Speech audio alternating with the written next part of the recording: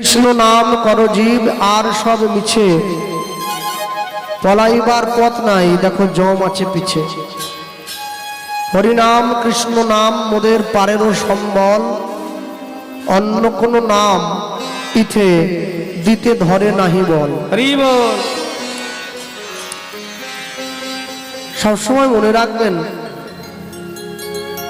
আমরা পৃথিবীতে যত মনুষ্য জীব যারা বসবাস করি, আমরা আমাদের দৈহিক আকৃতি যাই হোক না কেন, কেউ বেটে হোক, কেউ লম্বা হোক, কেউ রোগা হোক, কেউ মোটা হোক, কেউ ফর্সা, কেউ কালো, জাতিগত ভিন্নতা, জাতিগত বৈশিষ্ট্য যার যেটাই থাক না কেন,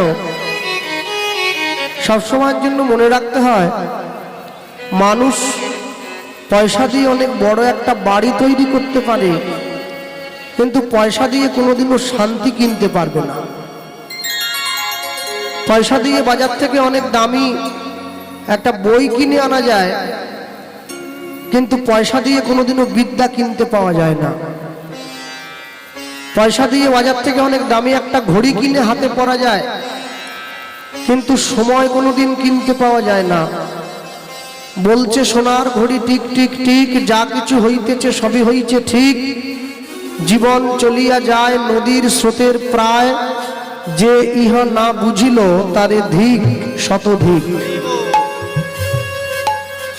পয়সা দিয়ে বাজার থেকে অনেক দামি দামি জামা কাপড় কিনে গায়ে পরে ভালো মানুষ সাজার অভিনয় করা যায়, কিন্তু মনুষ্যত্ব কোনোদিন কিনতে পাওয়া যায় না, ওটা অর্জন করে নিতে হয়। মানুষের সাজে, মানুষের বেশে, মানুষের দরজায় ভগবান গিয়ে সবার আগে এই কথাটাই প্রচার করলেন। পৃথিবীতে শিশুপাল পর্যন্ত ভগবানকে গালমন্দ করেছিল, এই করেনি? শিশুপালের মাকে ভগবান কথা দিয়েছিল যে 100টা অপরাধ পূর্ণ হলে তবে তোমার ছেলের মুন্ডু কাটা যাবে। আর ওই 100টা অপরাধ মনে রাখার জন্য শিশুপাল নিজের কোমরে 100টা ময়ূরের পালক গুঁজে রাখত। যে 100টা ময়ূরের পালক, যে ময়ূরের পালক ভগবানের মাথায় থাকতো, একটা করে অপমান আর একটা করে ময়ূরের পালক টেনে কোমর থেকে ছুঁড়ে ফেলে দিত।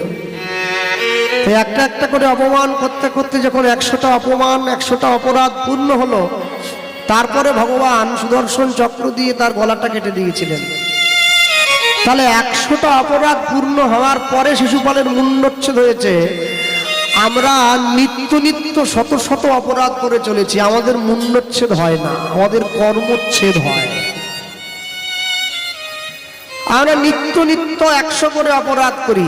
শিশুপাল তার সম্পূর্ণ জীবদ্দশায় 100 অপরাধ করেছিল, আর আমরা প্রতিনিয়ত 100টা করে অপরাধ করি, তারপরেও আমাদের মুন্ডচ্ছেদ হয় না। কেন? আমাদের কর গুণে ভগবান লাভ করতে পারবে না, তুমি ব্যর্থ হবে।